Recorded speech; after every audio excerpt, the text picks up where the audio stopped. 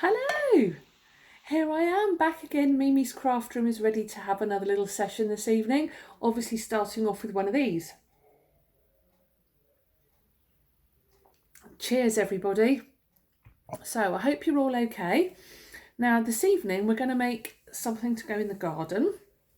Now something a bit safer than the last episode because I feel that was a little bit dangerous for me with the axe and the wood. So this is something a little bit simpler to go in the garden, something for the birds to feed from. Now Mr. T loves his birds in the garden, of the feathered variety clearly, and he's always feeding his birds. So this is going to come in quite handy for him, I think. So we're starting off with an empty tin. So I've got my tin here. Now I also have here some acrylic paints, because acrylic paints can go outside and they won't wash off in the rain. I've got my paint palette and some brushes in some water. So I'm just going to give my brush a nice little rinse out in the water, and I'm dabbing it on some kitchen roll there to take the excess water off, and I'll have one of these. So we're going to start by slapping on some red paint onto our tin. So I'm just going to squeeze some red paint onto my brush. Oops, my bracelet stuck to it. It's a magnet. I don't really want to be wearing it, do I? Right, so I'm going to slap this red paint all over my tin like so.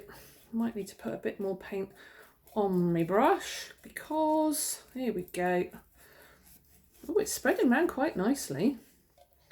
There we go. I'm going to get red hands here. I know I am. But never mind, that's all part and parcel, isn't it? Right, let's have a little bit more red paint on my brush. Here we go. Right, a bit more. So cover it all in a nice coat of red paint, like that. Now, obviously, clearly, we really need to leave that to dry. But if I leave that to dry, I'll have got through the whole bottle of wine before I can do the next stage.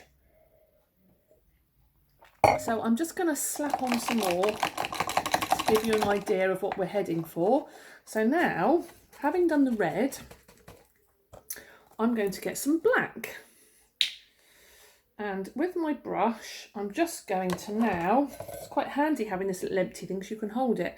I'm now going to slap on some black dots over my red. There we go, look, black dots. Any idea what this is going to end up looking like? Oh yeah, perfect. There we go. Right, so there we have some black dots. Now, with another brush, actually, I need to get some white paint. Bear with me just a moment. I'll just go up into my little stash. Here we have some white acrylic paint. I forgot I needed white. So here we go, some white. Another sip of this. Thank you very much. Bear with me. Right, now, clean off a slightly smaller brush now. There we go. I'm going to put some white on this brush. And what I'm going to do with it on this end, I'm going to paint two big white circles like that. Can you see the white circles on there? So rinse off my brush, give it a good old rinse around in the water.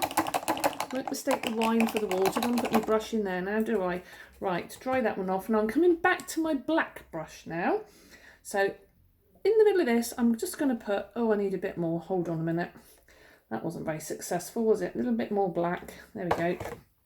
And in the middle of here, I'm going to put a big daub of black. See, it's looking like a couple of eyes, isn't it? If you look really closely. Rinse that brush off again. Actually, I think we might have finished with the paint now. Trouble is I can't put it down because its eyes will now get wet. Right, so when that has all dried, hang on a minute, bear with. When that is all dry, can you see it's sort of looking a bit ladybird-like, isn't it? See? So what we're going to do, oh dear, I've got pineapple juice dripping out over my hand. What we're going to do now is have it up this way, and I'm going to make a hole because it needs some legs. It needs some legs. So hold on a minute, scissors.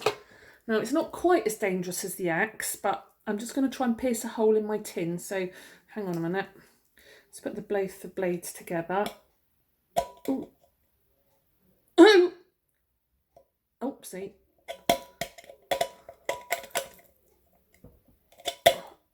Oh, there we go. Right.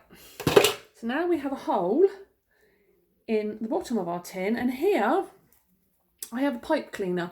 I've just bent the pipe cleaner in half, and what I'm going to do is find a bit that's not quite too wet, and I'm going to poke these legs. There we go, pokey, pokey, pokey. Oopsie. There we go, look. Now, oops, now our ladybird has some legs. And what we're going to do, we're going to hang it up in the tree. Mr. T can put bird food in there, you see, and it will hang in the tree. And when I put some hanging stuff on it, oh, I'm a bit covered in it now. Oh, God, look at me. Oh, if you painted one yellow, you could paint one yellow. So this is what you'll end up with, look. When you've painted it nicely, you can hang it up. It's got its legs. You could put the bird feed in the back there. And if you painted one yellow, you could have a buzzy bee full of bird food. And do you know what? Little empty tonic tins make lovely little baby ones. So we have a whole family of insect buzzy bird feeders. So get eating your baked beans, drinking your tins of tonic, find some pipe cleaners and get painting your tins. Hang them in the trees and the birds will be very happy. So with that, I'm going to leave you to let Mr. T fill these up with bird seeds whilst I finish this off. So, nice to see you all again. Take care. Bye.